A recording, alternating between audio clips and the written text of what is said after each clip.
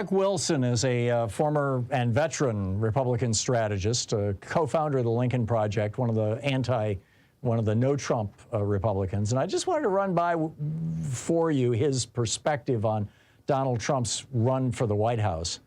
I think it's fascinating. You know, I have been saying now for probably the better part of 6 months at least, and maybe longer, that Donald Trump is toast, that there's no way he's ever going to be president again, and that all he can do is damage the Republican Party. Rick Wilson disagrees. And this is what he said. He was, I'm not sure the venue in which he said this, but, it was in a phone interview. He said, "The greatest danger in American politics is not recognizing that there are great dangers. The same people in 2015 and 16 who were confidently asserting Donald Trump could never, ever, under any circumstances, win the Republican nomination, and there were never any circumstances under which Donald Trump could beat Hillary Clinton, and then he could never have almost 1 million people die because of his mishandling of COVID," and on and on. He said, "I know the Republicans who right now are acting very bold and the donors who are acting very frisky. As Trump starts winning primaries, they will bend their knee, they will break, they will fall, they will all come back into line."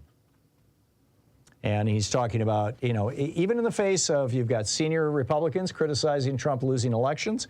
You've got Rupert Murdoch, you know, the billionaire, right-wing billionaire, turning his network against Donald Trump.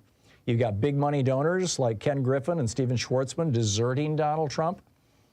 But Trump continues to hold the base with an iron grip.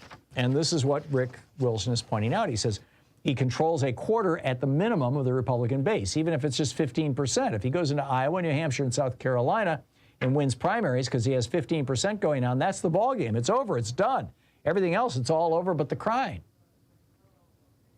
And then, you know, people say, well, what about Ron DeSantis? You know, he's the giant killer. He's going to come in and take out Trump. And Rick Wilson says when DeSantis gets his ass handed to him, when he gets his clock cleaned in a debate or a forum, or just by Trump grinding away at him, eating him alive mentally for weeks on end, and suddenly Donald Trump's numbers start posting up again, all the conservative thinkers who are now like, we'll never vote for Trump again, we have integrity, will find themselves some excuse. Well, you know, we don't like Trump's tweets, but otherwise it's pure communism. And he says it's all BS. It's all an effing game. And that game is going to play out in a way that does not result in the income the donor class thinks they're going to get.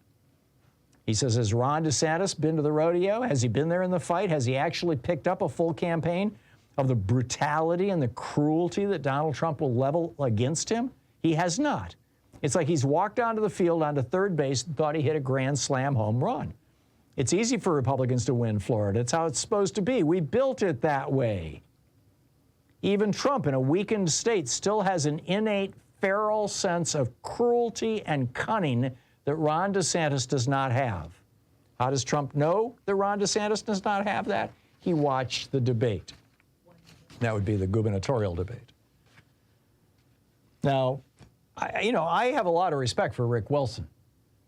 And, you know, I believe he wrote Everything Trump Touches Dies. He wrote one of the major books, one of the major anti-Trump books, which I read.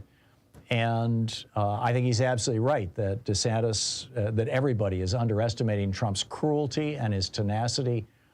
But all that said, I see this playing out in one of two ways. Either exactly what Rick Wilson just said happens, and Trump becomes the Republican nominee and then loses in the general election, which is going to hurt the Republican Party.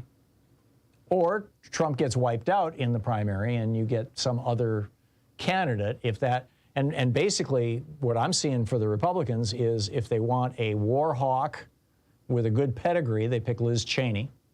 If they want a mini Trump, they pick Ron DeSantis, who's not Trump.